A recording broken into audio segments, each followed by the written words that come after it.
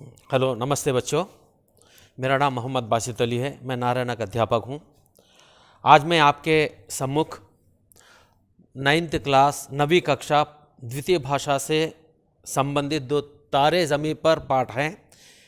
इसके जो प्रश्न हैं विकल्प से परिपूर्ण, इन प्रश्नों का उत्तर मैं देने का प्रयास करूँगा।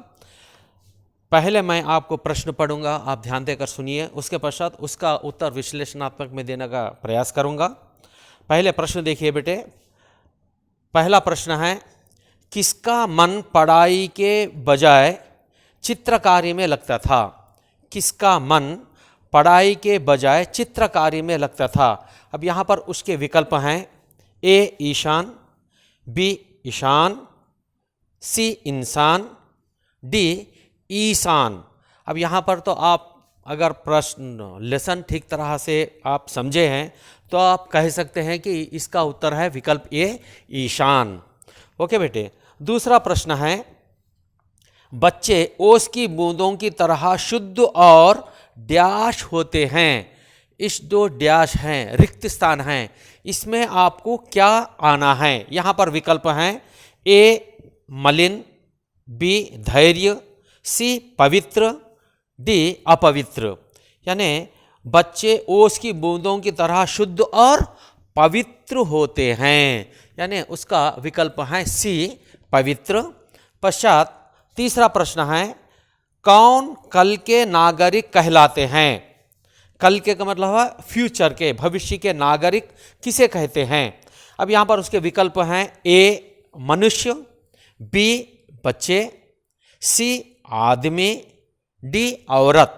यानी बच्चे ही फ्यूचर के भविष्य माने जाते हैं, आज के छात्र ही कल के पात्र होते हैं, अर्थात इसका विकल्प है बी बच्चे।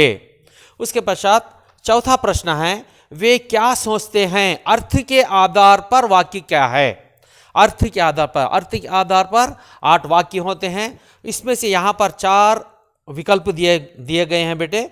एक है विधानार्थक, ए विधानात्मक, बी इच्छार्थक, सी निषेधार्थक, डी प्रश्नार्थक। यहाँ पर वहाँ पर जो प्रश्न में वे क्या सोचते हैं प्रश्न मार्क दिया गया है, तो अतः इसके अनुकूल इसका आंसर होता है डी विकल्प प्रश्नार्थक।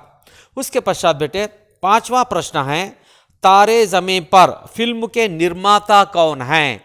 ये तो आप आंख मूंछ के बोल सकते हैं, क्योंकि इसका आंसर उत्तर है ए आमिर खान, क्योंकि आप देखे हैं इसलिए आप ठीक तरह से बोल सकते हैं, आप सुने भी हैं।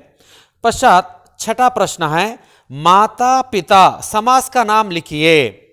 माता पिता बीच में योजक चिन्ह जब आता है तो और वो द्वंद्व समास में लिया जाता है। फिर भी यहाँ पर विकल्प देखिए बेटे, एक है ए द्विगु समास, बी द्वंद्व समास, सी कर्मधारय समास, डी तत्पुरुष समास, अर्थात इसका उत्तर होता है बी द्वंद्व समास। उसके बाद 7वां प्रश्न है, ईशान को अपनी पढ़ाई पर ध्यान देना चाहिए।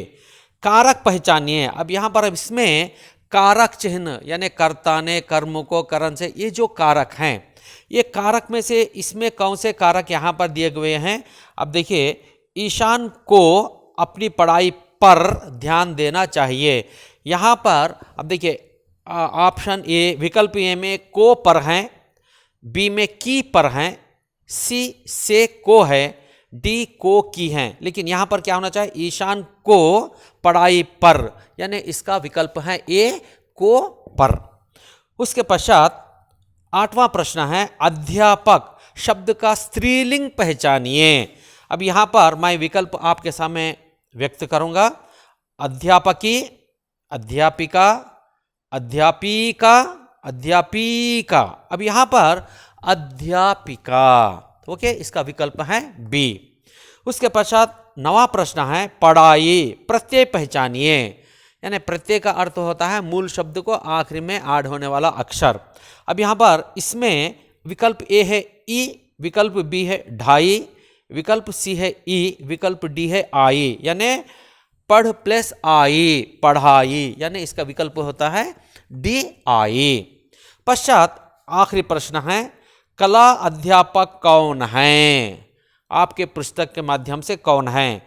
यहाँ पर विकल्प में एक है रामशंकर निकुंभ, रमाशंकर निकुंभ, रामशंकर निकुंभ, रमाशंकर नौकंभ।